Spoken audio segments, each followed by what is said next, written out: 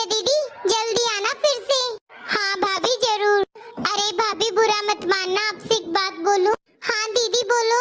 भाभी मम्मी से बात कर रही थी, मम्मी कह रही थी आजकल मेरा मन ही नहीं लगता है, बहू अपने कमरे में रहती है, मैं मेरे कमरे में रहती हूँ। बस भाभी मैं यही कहना चाह रही थी, आप थोड़ा टाइम निकाल कर मम्मी के साथ बैठा करो उनके रूम में।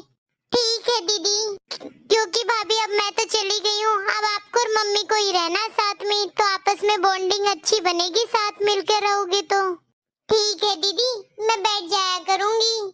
अच्छा तो भाभी चलती हूँ मैं।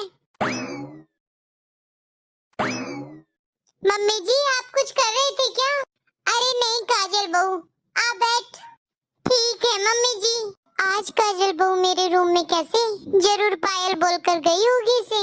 अरे काजल बहू कितनी गर्मी हो रखी है। हाँ मम्मी जी गर्मी तो है, गर्मी का मौसम जो है। पता है काजल बहू, मेरी सारी सहेलियों की बहुएं शादी में एसी लेकर आई हैं, और हमने भी तेरी ननंद की शादी में एसी दिया था।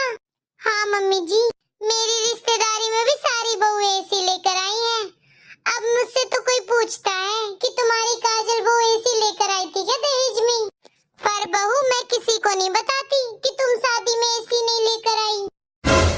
मैं तो खुद ही सबको ये बोल देती हूँ कि हमें एसी पसंद ही नहीं है, एसी में बैठने से शरीर खराब हो जाता है। क्यों काजल बहू? क्यों, सही बोलती हो ना काजल बहू मैं? मम्मी जी गैस पर दूध रखा है, मैं जाकर संभाल लेती हूँ। बस इसीलिए मम्मी जी के साथ नहीं बैठती मैं। जब भी मम्मी जी के साथ बैठो तो दूसरे की बहुओं की तारीफ और अब मेरे मायके वालों की बुराई सुनो। और फिर पायल दीदी बोलती हैं कि मेरी मम्मी के साथ बैठ जाया करो भाभी।